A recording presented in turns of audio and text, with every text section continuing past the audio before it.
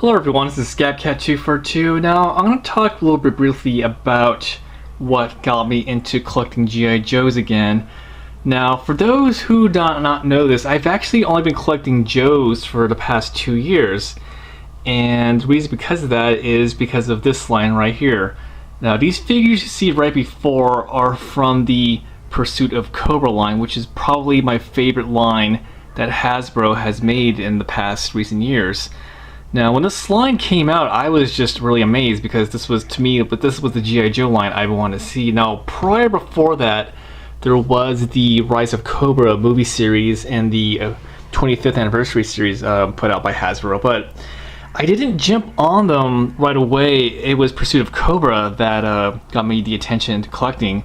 So I just want to talk about like how I got into collecting these, and also like what got me back in collecting. But long story short, prior to my whole collecting of Joes, I was collecting action figures, mostly just your average 5 to 6 inch scale figures. I was mostly into Marvel Legends, DC Universe, stuff like that. The only 3 3/4 figures, inch figures I was collecting at the time was mostly Star Wars. From about 2007 to about, I think, 2009, I was collecting those, but so I wasn't really into Joes at the time. But when I found out about Pursuit of Cobra, when I saw these for the first time, I was like, wow, I gotta get these. But now I actually almost have every figure from that line. There's a few I'm missing. I know for sure I'm missing Shadow Tracker, Moneybags Destro, the Rock Viper, and Lowlight, and a few other ones. I know there were some other figures I passed on, like Snowjob, but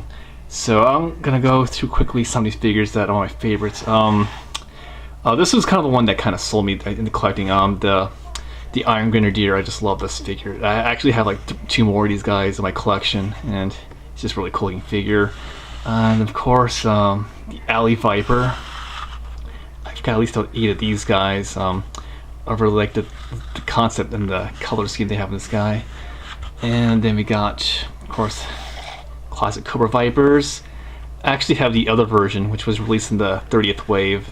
The 30th wave actually has the red armbands, but I got at least like 6 of these guys.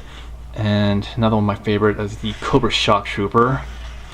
Fortunately, I was only to get one of these guys. I'd love to get more of these guys. Just love the shield, his gear. And let's see what else we got here. And then, of course, from the Joes, actually probably my favorite out of the Joes, oddly, is actually Duke. Normally, I never really care for Duke as a character, but I just like the look they gave him. Now, this is the Jungle Duke, but I just really love that look. And then he has, I just hear his backpack with another secondary machine gun. Yeah, it's a really cool figure. There's, then of course, probably my favorite Snake Eyes figure. Then we got Beachhead. I don't know if you can see him too well. There's kind of a glare. Oh, missed one figure. Yeah, Firefly. I just love this design. It looks like he'd be something out of Metal Gear, which I really enjoy. Yeah, so unfortunately this line did not last too long. I think they put out maybe, I think 4 waves, and then after that there was the 30th anniversary line, and then of course there was the Retaliation line, which was a mixed bag. I mean, I got some of those figures, but I did not really praise them as much as this line.